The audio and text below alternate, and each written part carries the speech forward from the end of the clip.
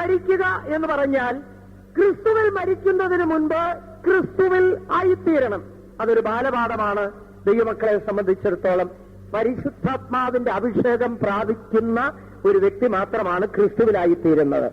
പരിശുദ്ധാത്മാവിന്റെ അഭിഷേകം പ്രാപിച്ചവരെല്ലാവരും ക്രിസ്തുവിനുള്ളിൽ, പ്രാപിക്കാത്തവർ ക്രിസ്തുവിന് പുറത്ത്. ഇവിടെ ഇരിക്കുന്നവരിൽ പരിശുദ്ധാത്മാവിന്റെ അഭിഷേകം പ്രാപിക്കാത്ത ആരെങ്കിലും ഉണ്ടെങ്കിൽ ഇത് വളരെ ഗൗരവമായി ചിന്തിക്കേണ്ടതാണ്. നിങ്ങൾ ഇതുവരെ ക്രിസ്തുവിനുള്ളിലായിട്ടില്ല. മാനസാന്തരത്തിലൂടെ ദൈവമക്കളായി, സ്നാനത്തിലൂടെ ക്രിസ്തുവിനോട് ചേർന്നു. എന്നാൽ ദൈവമക്കളായിത്തീരുന്നതും ക്രിസ്തുവിനോട് ചേരുന്നതും മറ്റൊരനുഭവമാണ്. പരിശുദ്ധാത്മാവിന്റെ അഭിഷേകത്താൽ ക്രിസ്തുവിനുള്ളിലായിത്തീരുന്നത് മറ്റൊരനുഭവമാണ്. അഭിഷേകത്താൽ ഒരുവൻ ക്രിസ്തുവിനുള്ളിലായിത്തീരുന്നു. പരിശുദ്ധാത്മാവിന്റെ അഭിഷേകം പ്രാപിച്ച ഒരു വ്യക്തി അഭിഷേകം നഷ്ടപ്പെടുത്തിയെങ്കിൽ ക്രിസ്തുവിനുള്ളിലായിത്തീർന്ന ആ നിലവാരത്തിൽ നിന്ന് വീണ്ടും വെളിയിലാകുന്നു. അതുകൊണ്ട് അഭിഷേകം പ്രാപിച്ചവരായിരിക്കണം. അഭിഷേകം പ്രാപിച്ചവർ അത് നിലനിർത്തുന്നവരായിരിക്കണം. എങ്കിൽ മാത്രമേ ക്രിസ്തുവിനുള്ളിലായി തീരുവാൻ കഴിയുകയുള്ളൂ. ക്രിസ്തുവിനുള്ളിലായി തീർന്നാൽ മാത്രം പോരാ. പ്രത്യേകമായി പറയുന്നുണ്ട്, ക്രിസ്തുവിനുള്ളിൽ 2 നിലവാരങ്ങളുണ്ട്. ഒന്ന് ക്രിസ്തുവിൽ ശിശുക്കൾ, 2 ക്രിസ്തുവിൽ തികഞ്ഞവർ. അതാണ് 1 കൊരിന്ത്യർ 3-ാം അധ്യായത്തിൽ അപ്പോസ്തലനായ പൗലോസ് ഓർപ്പിക്കുന്നത്. ക്രിസ്തുവിൽ ശിശുക്കൾ.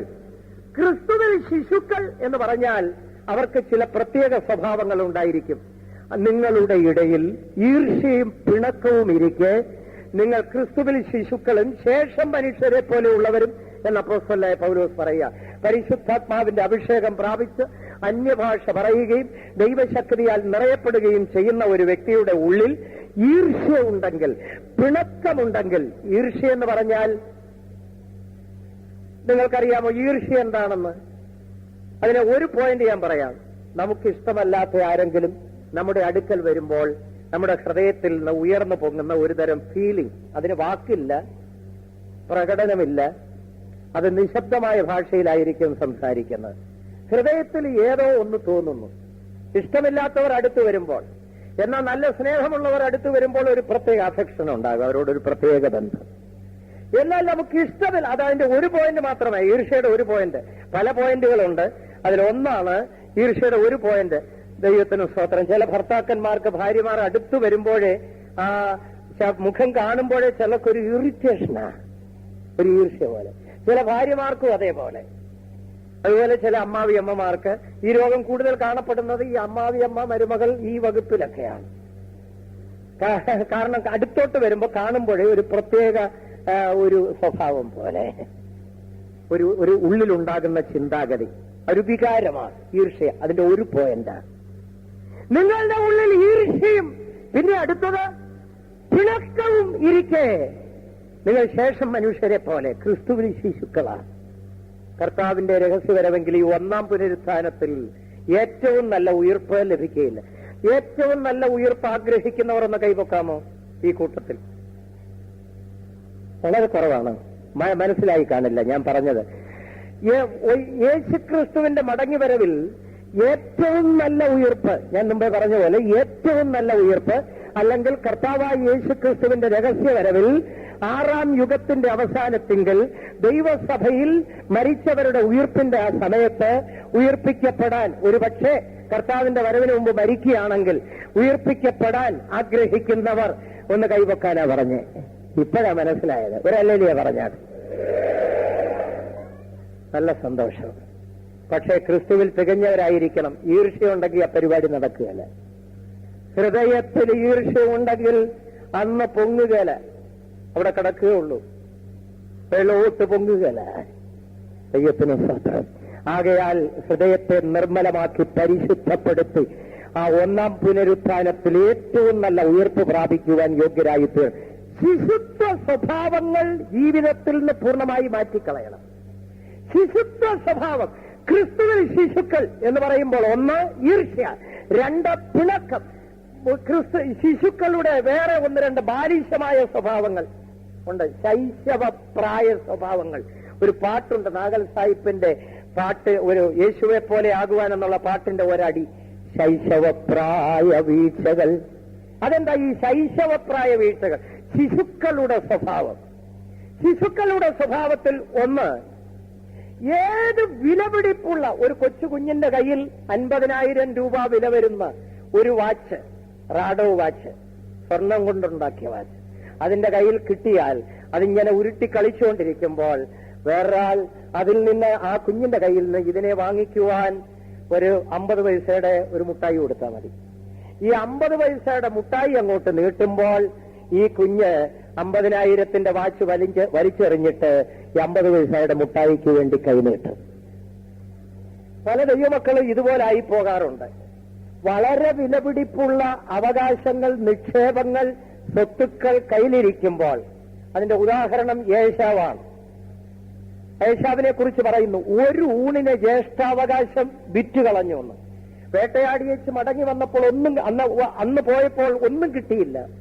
വെറും കൈയോടെ വിശന്നു പൊരിയുന്ന വയറോടുകൂടെ മടങ്ങി വന്നപ്പോൾ യാക്കോബ് അമ്മയുണ്ടാക്കി കൊടുത്ത പയറ് പായസം ഇങ്ങനെ കുടിക്കാനുള്ള സംരംഭത്തിൽ ഇങ്ങനെ കഴിയുമ്പോഴാണ് വന്നു കയറുന്നത്.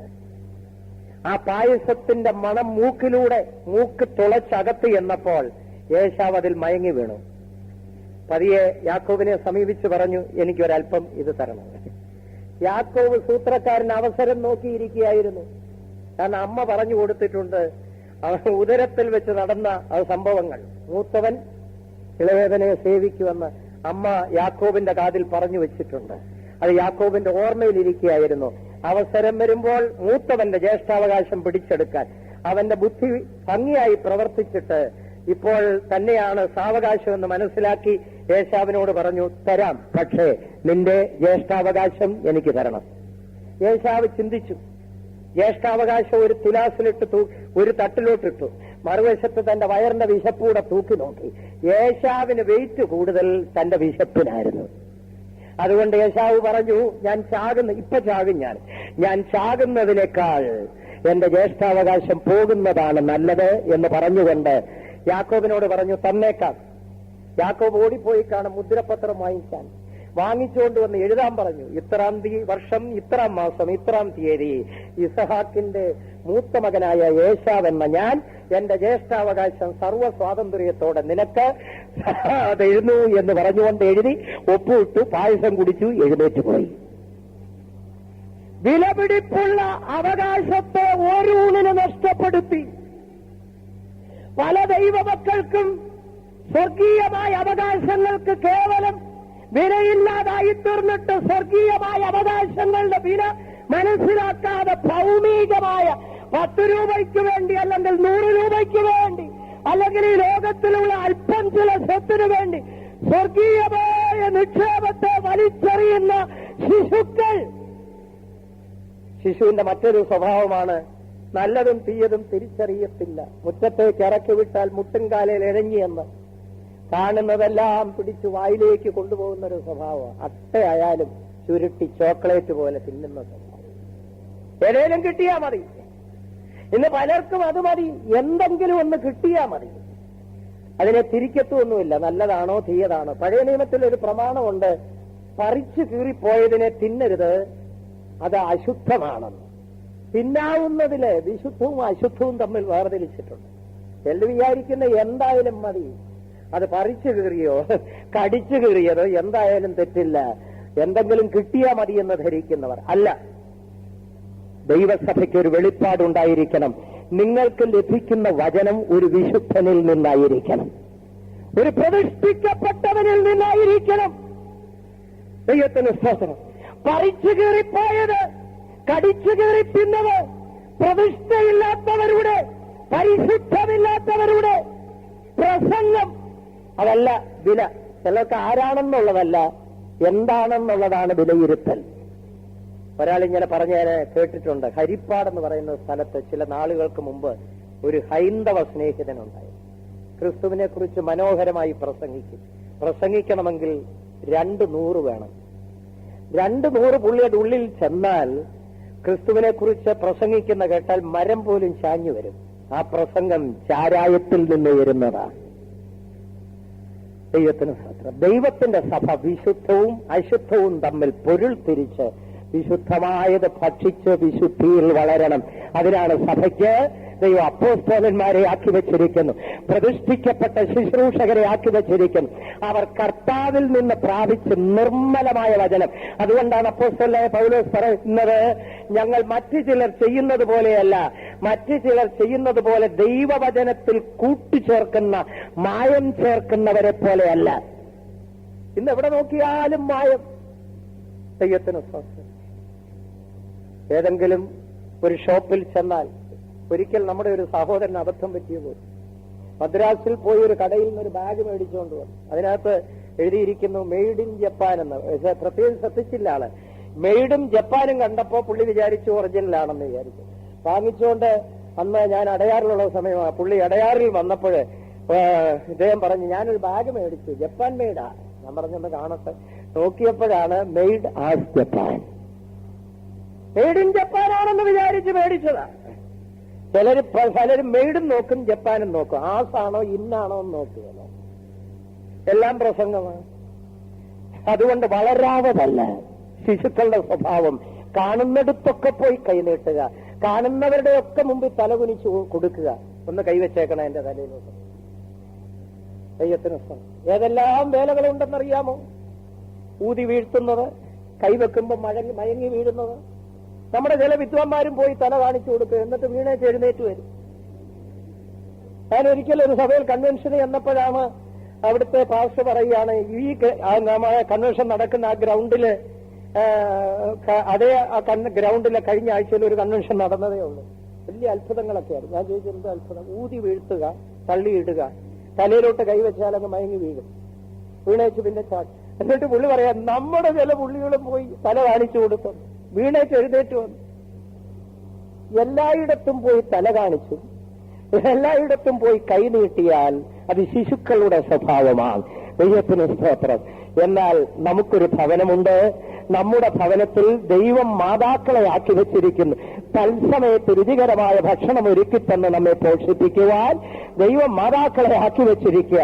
അവർ തരുന്ന ഭക്ഷണം കഴിച്ച് വളർന്നാൽ നല്ല നിലയിലായിരിക്കാൻ സാധിക്കും. ശിശുക്കളുടെ ഒരു സ്വഭാവമാണ് കാണുന്നതിന് വേണ്ടി കൈനീട്ടുക.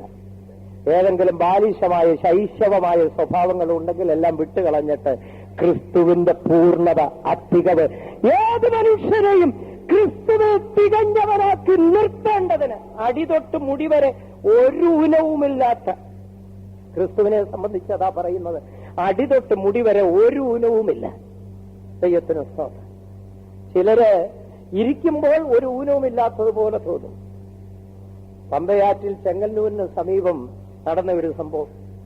അവിടെ കൊച്ചുവള്ളത്തിൽ നടന്ന് റൌഡി പീസ് വിരിക്കുന്ന ഒരു മിടുക്കനുണ്ടായിരുന്നു. മുൻപൊക്കെ കേവുവള്ളം ഊന്നി ആലപ്പുഴയ്ക്ക് ചരക്കുമായി പോകുമ്പോൾ ഈ കൊച്ചുവള്ളത്തിൽ ചെന്ന് വള്ളക്കാര് ദൂസയൊക്കെ ഇങ്ങനെ പിരിച്ചു കാണിച്ച് പണം വാങ്ങിക്കും. 10 രൂപ കൂടെ ഇല്ലെങ്കിൽ ഇങ്ങനെ മീശ പിടിക്കും. കൊടുത്തില്ലെങ്കിൽ പറയും, ഇവിടെ നിന്നുകൊണ്ട് പറയും, ഞാൻ അങ്ങോട്ട് വരും എന്ന് പറയും. അപ്പോഴത്തേക്ക് ഇവനെ വള്ളത്തേലാണ് ഇരിക്കുന്നത്. അരയ്ക്ക് മുകളിലേ കാണാനൊക്കെ ഉള്ളൂ, താഴോട്ടുള്ളത് കാണാൻ പറ്റുന്നില്ല. അപ്പൊ ഈ അരയ്ക്ക് മുകളിലോട്ട് കൈയൊക്കെ ഇങ്ങനെ നോക്കിയാൽ നല്ല ആരോഗ്യത്തോടെ, ശരീരം നല്ല ഉരുക്ക് പോലുള്ള ശരീരം, നല്ല ശക്തമായ ശരീരം. ഇത് കാണുമ്പോഴേ മനുഷ്യൻ പേടിക്കും, ഈ പറച്ചിലൂടെ കേൾക്കുന്നു. അതുകൊണ്ട് എല്ലാവരും 10, 20 കാശ് കൊടുത്തിട്ട് അങ്ങനെ മടങ്ങിപ്പോകും, അങ്ങനെ പോകും. ഒരു മിടുക്കൻ ഇവനിങ്ങനെ എന്നും വാങ്ങിക്കുന്നല്ലോ. ഒരു മിടുക്കൻ ഇങ്ങനെ വള്ളം ഊന്നി ഇങ്ങനെ വരുന്ന സമയത്ത് ഇദ്ദേഹം ഇവിടെ നിർത്ത്, 25 രൂപ കൊടും, ഇപ്പൊ തരാൻ സൗകര്യമില്ല, ഞാൻ അങ്ങോട്ട് വരും, ഇയാൾ ഇങ്ങോട്ട് വാ. പതിയെ വള്ളം അടുപ്പിച്ചു. അപ്പോഴാ കാര്യം മനസ്സിലായത്. അപ്പൊ പറഞ്ഞു, ഇയാൾ ഇങ്ങോട്ട് വരണ്ട, ഞാൻ അങ്ങോട്ട് വരാമെന്ന്. പതിയെ അങ്ങോട്ട് ചെന്ന് ആളെ പൊക്കി അങ്ങ് എടുത്തപ്പോഴാണ് അരയ്ക്ക് മുകളിൽ നല്ല ശക്തിയുള്ള 2 കരങ്ങളും നല്ല ശരീരമൊക്കെയാണ്, അരയ്ക്ക് താഴെ ഈർക്കിൽ പോലെ 2 കാലും. അറിയത്തില്ല, കൊച്ചുവെള്ളത്തെ ഇരുന്നു കൊണ്ട് ഒരുത്തം പിടിച്ച് പൊക്കിയപ്പോഴാണ് കാലിന്റെ നിലപാട് മനസ്സിലായത്. തലതൊട്ട് പാദം വരെ ഒരു ഊനവുമില്ലാത്തവരായിരിക്കണം. പലരും ഇരിക്കുമ്പോ കുഴപ്പമില്ല, വിശുദ്ധരൊക്കെ എഴുന്നേറ്റ് നിൽക്കുമ്പോഴാണ്, 4 പേരുടെ മുമ്പിൽ നടക്കണമെന്ന് പറയുമ്പോഴാണ് കാലിന്റെ ശക്തി വെളിപ്പെടുന്നത്. ഊനമില്ലാത്തവരായി ക്രിസ്തുവിൽ തികഞ്ഞവരായി ജീവിക്കണം. ദൈവത്തിന് സ്തോത്രം. നിർമ്മലമായ നടപ്പ്. യേശു വരുമ്പോൾ അവന്റെ മുൻപാകെ നിൽക്കുവാൻ തക്കവണ്ണം അടിമുടി യാതൊരു കുറവുമില്ലാത്തവരായി, നടപ്പിൽ പൂർണ്ണരായി, പ്രവൃത്തിയിൽ പൂർണ്ണരായി, സ്വഭാവത്തിൽ പൂർണ്ണരായി, ജീവിതത്തിൽ പൂർണ്ണരായി, ചിന്തയിൽ പൂർണ്ണരായി, യേശുവിനെ പോലെ സകലത്തിലും ഏറ്റവും നല്ല ഉയർപ്പ് ലഭിക്കുവാൻ ആഗ്രഹിക്കുന്നവർ ഇനി ഒരു കൈ ഉയർത്തി ഒരു ഹല്ലേലൂയ പറഞ്ഞാട്ടെ. അന്യഭാഷ പറഞ്ഞാൽ മാത്രം പോരാ, അപൂർണത പ്രാപിക്കുവാൻ തികഞ്ഞവരായി തീരണം. ദൈവത്തിന് സ്തോത്രം. അടുത്തതായിട്ട് ഫിലിപ്പി ലേഖനം 3-ാം അധ്യായത്തിന്റെ 11-ാം വാക്യത്തിൽ മരിച്ചവരുടെ ഇടയിൽ നിന്നുള്ള പുനരുത്ഥാനം പ്രാപിക്കുവാൻ എങ്ങനെ ജീവിക്കണമെന്ന് വായിക്കുന്നു. അപ്പോസ്തലനായ പൗലോസ് പറയുന്നു, ഇങ്ങനെ വല്ല വിധേനയും മരിച്ചവരുടെ ഇടയിൽ നിന്നുള്ള പുനരുത്ഥാനം ലഭിക്കേണ്ടതിന്. അത്രയും സന്തോഷമാണ്. അടുത്തത് എല്ലാം ഉപേക്ഷിച്ച് ചവറം നിന്നു. ഒന്ന് വായിക്കാം. മരിച്ചവരുടെ ഇടയിൽ നിന്നുള്ള പുനരുത്ഥാനം പ്രാപിക്കണമെന്ന് വെച്ചും ഞാൻ അവന്റെ നിമിത്തം എല്ലാം ഉപേക്ഷിച്ച്. പ്രത്യേകം ശ്രദ്ധിക്കണേ, ആ ഒരു ചില പദങ്ങളൊക്കെ പറഞ്ഞില്ലായിരുന്നെങ്കിൽ നമുക്ക് രക്ഷപ്പെടാമായി. എല്ലാം ഉപേക്ഷിക്കുന്നു, എല്ലാം ചവറം നിന്നു, എല്ലാം ചവർ. ദൈവത്തിന് സ്തോത്രം. ലോകത്തിന്റെ മോഹങ്ങൾ, ജഡത്തിന്റെ സന്തോഷങ്ങളെ ചവറം നിന്ന് ജീവിക്കുന്നു. ദൈവത്തിന് സ്തോത്രം. ലോകത്തിലെല്ലാം പിൻപിൽ വലിച്ചെറിഞ്ഞുകൊണ്ട് ചവറം നന്നി. പണം ചവർ, സ്വർണം ചവർ, വെള്ളി ചവർ, മണ്ണ് ചവർ, മനോഹരമായ വീട് ചവർ. അപ്പൊ നിങ്ങളൊന്ന് കണക്കുകൂട്ടി നോക്കിക്ക് ചവർ എത്രമാത്രം ഉണ്ടെന്ന്. ചിലർക്ക് ചവർ അല്പം കൂടുതലുണ്ട്. കൂടുന്തോറും ചവറാണ് കൂടുന്നതെന്നുള്ള സത്യം മറക്കരുത്. ഈ ചവറെല്ലാം കൂടെ ചുമന്നുകൊണ്ട് പോയാൽ ദൈവത്തിന് സ്തോത്രം ഏറ്റവും ഒടുവിൽ ഇത് ദുഃഖമായിരിക്കും. അപ്പോസ്തലനായ പൗലോസ് പറയുകയാണ്, ഞാൻ എല്ലാം ഉപേക്ഷിച്ച് ചവറം നിന്നു. ഞാൻ മുമ്പൊരിക്കൽ നിങ്ങളോട് പറഞ്ഞിട്ടുണ്ടോ ഇല്ലയോ എന്ന് എനിക്ക് അറിഞ്ഞുകൂടാ. ചെങ്ങന്നൂരിൽ നടന്ന ഒരു സംഭവം. ആ ചെങ്ങന്നൂർ തെരുവിലൂടെ ഭിക്ഷ യാചിച്ച് നടക്കുന്ന ഒരു മനുഷ്യനുണ്ട്. ഞാനും കണ്ടിട്ടുണ്ട് പലപ്പോഴും. തല തൊട്ട് പാദം വരെ വേസ്റ്റ് എല്ലാം കെട്ടി തൂക്കിയിട്ടിരിക്കും. പൊട്ടിയ ചെരുപ്പ്, ഫേസ് ബോർഡിന്റെ കഷ്ണങ്ങൾ, ന്യൂസ് പേപ്പറിന്റെ കഷ്ണങ്ങൾ, ഇതെല്ലാം ഇങ്ങനെ കെട്ടിത്തൂക്കി ഒരു ചവറ്റു കൂമ്പാരം ഇങ്ങനെ നടന്നു പോകുന്നത് പോലെ തോന്നിപ്പോകും. അതിലേതോ ഒരു പ്രത്യേക രസമാണ്. അത് കുറെ കൂടുതലാകും തോറും പുള്ളിക്ക് ഒരു പ്രത്യേക അനുഭൂതിയാണ്. ഒരു ദിവസം ഞാൻ നമ്മുടെ ഒരു വിശ്വാസിയുടെ കടയിൽ ഇരിക്കുമ്പോൾ ഒരാൾ ഭിക്ഷയെ ഒഴിച്ചുകൊണ്ട് വന്നു. ഒരു ജുബ്ബ ഇട്ടിരിക്കുന്നു, ഓയിൽ ജുബ്ബ, വലിയ വൃത്തിയില്ലെങ്കിലും ഒരുവിധം. എന്നോട് ഈ ഇരുന്ന ആ കടയിലെ ഉടമസ്ഥൻ വിശ്വാസി സഹോദരൻ ചോദിച്ചു, അച്ഛൻ അറിയാമോ ഈ ആളുടെ? ഞാൻ പറഞ്ഞ് അറിഞ്ഞുകൂടാ. ഈ ചെങ്ങന്നൂർ തെരുവിലൂടെ ശരീരം മുഴുവൻ കുപ്പ കെട്ടിത്തൂക്കിക്കൊണ്ട് നടന്ന ഒരു വ്യക്തിയെ കണ്ടിട്ടുണ്ട്. ഉണ്ട്. ആ മനുഷ്യനായിരുന്നു. അപ്പൊ ഞാൻ ചോദിച്ചു, അയ്യോ ഇതെന്താ ഇപ്പൊ കുപ്പയില്ലാത്തത്? അതിനൊരു രഹസ്യമുണ്ട്. ഒരിക്കൽ ഈ വേസ്റ്റിന്റെ ഇടയ്ക്ക് ഒരു പഴുതാര കയറിയിരുന്നു. വഴുതാര കൊണ്ടോ മാനസാന്തരപ്പെട്ടിരിക്കുന്നു. അതൊരു ഒറ്റ കടി കൊടുത്തു. വഴുതാരയുടെ കടി കൊണ്ടപ്പോൾ പുള്ളിക്കാരൻ മേലുകീഴ് ചാടാൻ തുടങ്ങി. മനസ്സിലായി ഇതിന്റെ കുഴപ്പം പറ്റിയത് ഈ വേസ്റ്റ് എല്ലാം കെട്ടിത്തൂക്കിയത് കൊണ്ടാണ്. അതുകൊണ്ട് അദ്ദേഹം അന്ന് ആ കുത്തുകൊണ്ട സ്ഥലത്ത്, കടികൊണ്ട സ്ഥലത്ത്, റോഡിന്റെ നടുവിൽ എല്ലാം വലിച്ചു പറിച്ച് റോഡിന്റെ നടുവിലോട്ടിട്ട് തീപ്പെട്ടി വരച്ച് കത്തിച്ചെന്ന്. അത് കത്തിച്ചാരമായി. അത് പിന്നീട് അപ്പോഴാണ് എനിക്കൊരു വെളിപ്പാട് കിട്ടിയത്. പലരും പഴുതാര കടിച്ചെങ്കിലേ ഇത് കളയത്തുള്ളൂ. അതുവരെ കളയത്തില്ല. ഇതെല്ലാം കൂടെ വലിച്ചു വാരി എല്ലാം കൂടെ കെട്ടിത്തൂക്കിക്കൊണ്ട് നടക്കും ചവറുകൾ. ഇതിന്റെ അകത്ത് വല്ലതും കയറിയിരിക്കും, നിങ്ങളെ കടിക്കും, സ്വസ്ഥത കെടുത്തും, ഉറക്കമില്ലാതെ വരും. അതുകൊണ്ട് എനിക്കൊരു ഉപദേശം പറയാനുണ്ട്. കടിക്കുന്നതിന് മുമ്പ് വല്ലതും ഉണ്ടെങ്കിൽ വലിച്ചെറിയുന്നതാണ് നല്ലത്. ഏറ്റവും നല്ല ഉയർപ്പ് ലഭിക്കുവാൻ എല്ലാം ഉപേക്ഷിച്ച് ചവറം നിന്നു. ഇനി ഏറ്റവും നല്ല ഉയർപ്പ് ആഗ്രഹിക്കുന്നവർ ദൈവത്തിന് സ്തോത്രം കൈ ഉയർത്തി ഹല്ലേലൂയ പറയാമോ? വല്ല ചവറും ഉണ്ടെങ്കിൽ ഈ ഹോളിന്റെ മുൻവശത്തുള്ള റോഡ് കളഞ്ഞു വെച്ച് പോകണം. അതുകൊണ്ട് വീട്ടിലോട്ട് പോരുത്, ഉറക്കത്തെ കെടുത്തും. പലർക്കും ഉറക്കമില്ലാതിരിക്കുന്നതിന്റെ കാരണം ചവറ് കൂടുന്നത് കൊണ്ടാണ്. അതല്പം കുറച്ചാൽ ജീവിതത്തിൽ അത്രയും സ്വസ്ഥത കിട്ടും. ദൈവത്തിന് സ്തോത്രം. അടുത്തത്, ഈ ഏറ്റവും നല്ല നീതിമാന്മാരുടെ പുനരുത്ഥാനം ലഭിക്കുവാൻ അപ്പോസ്തല പ്രവൃത്തി 24-ന്റെ 15-16 വാക്യങ്ങൾ അവിടെ വായിക്കുന്നു. ദൈവത്തോടും മനുഷ്യരോടും കുറ്റമറ്റ മനസ്സാക്ഷി, വായിക്കാം. നീതിമാന്മാരുടെയും നീതികെട്ടവരുടെയും പുനരുത്ഥാനം ഉണ്ടാവുമെന്ന് ഇവർ കാത്തിരിക്കുന്ന പോലെ ഞാനും ദൈവത്തിങ്കിൽ ആശ വെച്ചിരിക്കുന്നു. നീതിമാൻ അടുത്തത് അതുകൊണ്ട് എനിക്ക് ദൈവത്തോടും മനുഷ്യരോടും കുറ്റമില്ലാത്ത മനസാക്ഷി എല്ലായ്പ്പോഴും. അതാ ഞാൻ മുമ്പേ പറഞ്ഞത്, ചില പദങ്ങളൊക്കെ ഇല്ലായിരുന്നെങ്കിൽ രക്ഷപ്പെടാൻ. എല്ലായ്പ്പോഴും ദൈവത്തോടും മനുഷ്യരോടും കുറ്റമറ്റ മനസാക്ഷിയെ സൂക്ഷിച്ചുകൊണ്ട് അങ്ങനെ മരിക്കുന്ന ഒരു വ്യക്തിക്ക് മാത്രമേ ഏറ്റവും നല്ല ഉയർപ്പിൽ പങ്കും ഓഹരിയും ലഭ്യമാവുകയുള്ളൂ. ദൈവത്തിന് മരിക്കുന്ന സമയത്ത് ഒരു നിർമ്മല മനസാക്ഷി, ദൈവത്തോട് കുറ്റമറ്റ മനസാക്ഷി, ചെയ്ത പ്രതിഷ്ഠകളിൽ വിശ്വസ്തരായിരുന്നു, ദൈവം തന്ന ഉപദേശപ്രകാരം ജീവിച്ചു എന്നുള്ള പൂർണ്ണ ബോധ്യത. രണ്ടാമത് എല്ലാ മനുഷ്യരോടും സമാധാനം. ആ കുറ്റമറ്റ മനസാക്ഷിയെ സൂക്ഷിക്കുന്നവരായിരിക്കണം. ഒന്നാം പുനരുത്ഥാനം ലഭ്യമാകുവാൻ, ആ ഏറ്റവും നല്ല ഉയർപ്പ് ലഭ്യമാകുവാൻ നല്ല മനസാക്ഷി കൈക്കൊള്ളണം എന്ന് വായിക്കുന്നു, ഉണ്ടായിരിക്കണമെന്ന് വായിക്കുന്നു. ഒന്ന് രണ്ട് വിഷയങ്ങൾ കൂടെ പറഞ്ഞ് ഞാൻ നിർത്തട്ടെ. അടുത്തത് എബ്രായ ലേഖനം 11-ാം അധ്യായത്തിന്റെ 35-ാം വാക്യത്തിൽ ഏറ്റവും നല്ല ഉയർപ്പ് ലഭിക്കേണ്ടതിന് ഉദ്ധാരണം കൈക്കൊള്ളാതെ ഭേദ്യമേറ്റു എന്ന് പറഞ്ഞാൽ പരിശുദ്ധാത്മാവിന്റെ ശക്തിയാൽ ദൈവിക രോഗശാന്തി അനുഭവിച്ച് ദൈവശക്തിയിൽ ശരീരം കാക്കപ്പെടണം. അതുകൊണ്ടാണ് സ്വർഗത്തിൽ സൂക്ഷിച്ചിരിക്കുന്നത്. ക്ഷയം, വാട്ടം, മാലിന്യം എന്നിവയില്ലാത്ത അവകാശത്തിനുമായി നിങ്ങളെ വീണ്ടും ജനിപ്പിച്ചിരിക്കുന്ന എല്ലാവർക്കുമല്ല, വിശ്വാസത്താൽ ദൈവശക്തിയിൽ കാക്കപ്പെടുന്നവർക്ക് വേണ്ടി. ശരീരത്തിന്റെ ഓരോ അവയവങ്ങളും ഓരോ അസ്ഥികളും മാംസപേശികളിലും ദൈവശക്തിയിൽ സൂക്ഷിക്കപ്പെടണം. പരിശുദ്ധാത്മാവിന് ദൈവം തന്നിരിക്കുന്നത് അന്യഭാഷ പറഞ്ഞ് സന്തോഷിക്കാൻ മാത്രമല്ല, ദൈവശക്തിയിൽ സൂക്ഷിക്കപ്പെടാൻ കൂടെയാണ്. വെളിപ്പാട് 20-ാം വാക്യത്തിൽ വായിക്കുന്നു, ദൈവത്തിന് സ്തോത്രം, ഒന്നാം പുനരുത്ഥാനത്തിൽ പങ്കുള്ളവൻ ഭാഗ്യവാനും വിശുദ്ധനുമാകുന്നു. അവന്റെ മേൽ രണ്ടാം മരണത്തിന് അധികാരമില്ല. അവൻ ക്രിസ്തുവിനോടുകൂടെ 1000 ആണ്ട് രാജാക്കന്മാരായി പുരോഹിതന്മാരായി വാഴും എന്ന് വായിക്കുന്നു. ഒന്നാം പുനരുത്ഥാനത്തിൽ ഏറ്റവും നല്ല ഉയർപ്പിൽ പങ്കാളികളായി തീരുന്നവർ രാജാക്കളാണ്. അടുത്തത് പുരോഹിതന്മാരാണ്. രാജാക്കൾ എന്ന് പറയുമ്പോൾ ജയജീവിതം നയിക്കുന്നവരെ കാണിക്കുന്നു. പുരോഹിതന്മാർ പ്രാർത്ഥനാ ജീവിതത്തെ വെളിപ്പെടുത്തുകയാണ്. ദൈവത്തിന് സ്തോത്രം. ഏറ്റവും നല്ല ഉയർപ്പ് ലഭിക്കുവാൻ ഒരു ജയജീവിതം നയിക്കണം. 1 ലോകത്തെ ജയിക്കണം, 2 ജഡത്തെ ജയിക്കണം, 3 പിശാചിനെ ജയിക്കണം, പാപത്തെ ജയിക്കണം.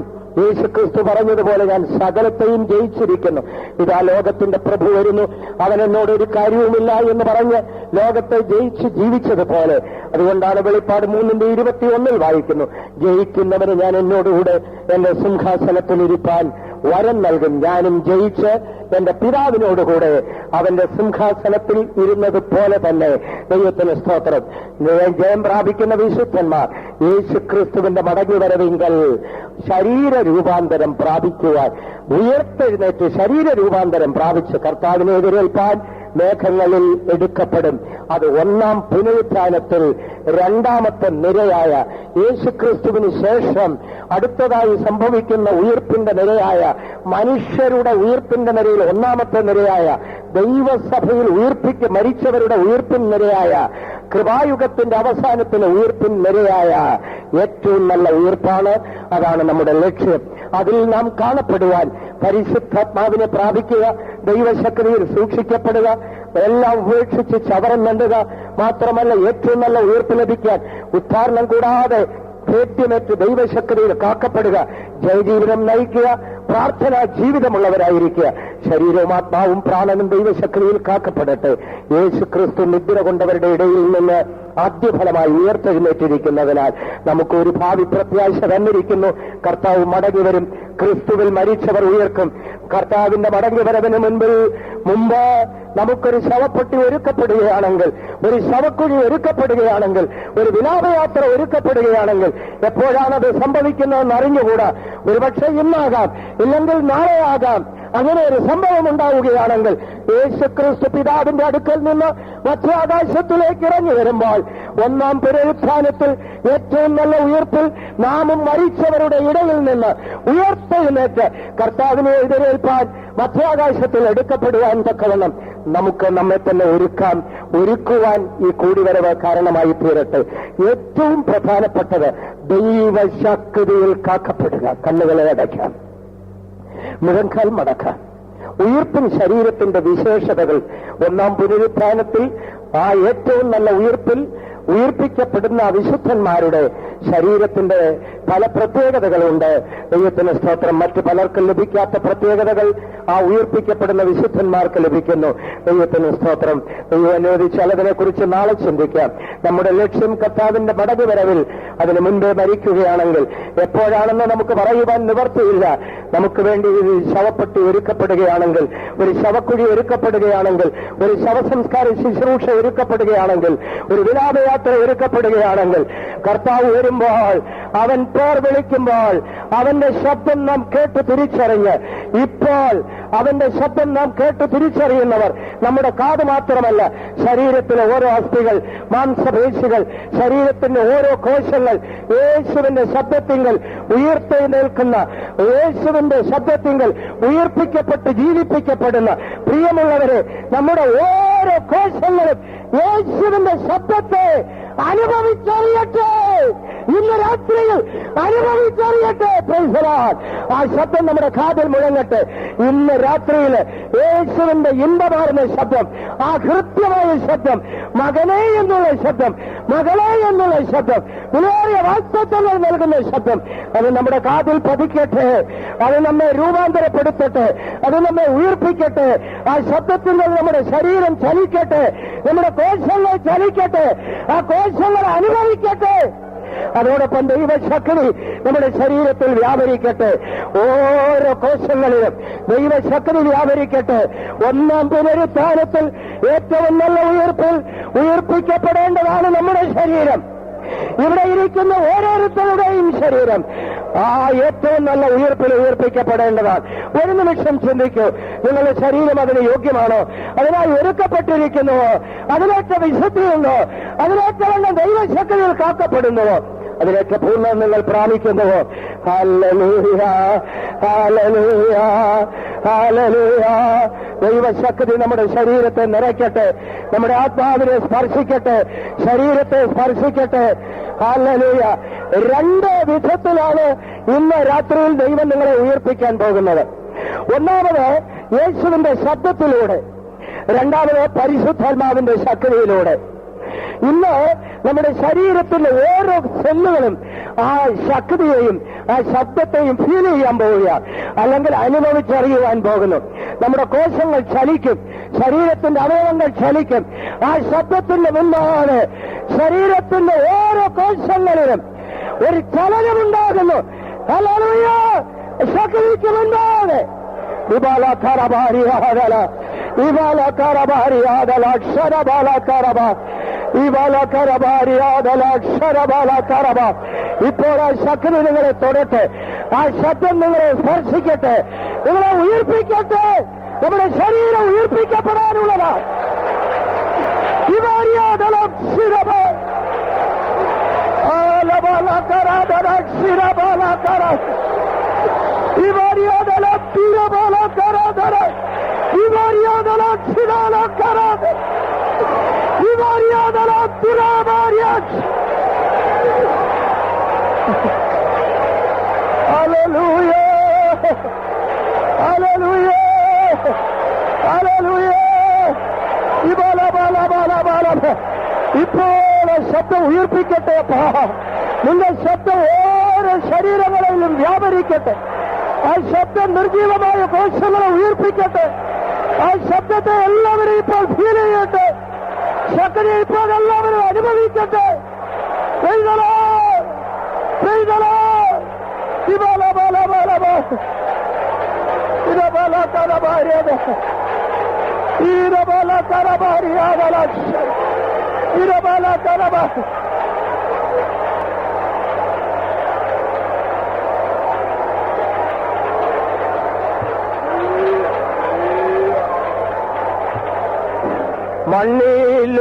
മണ്ണിലുറങ്ങിടുന്ന ശുദ്ധിമാന്മാ കാവേളനാദം കേൾക്കുന്ന മാത്രയിൽ കാവേളനാദം കേൾക്കുന്ന കേൾക്കുന്ന കേൾക്കുന്ന കേൾക്കുന്ന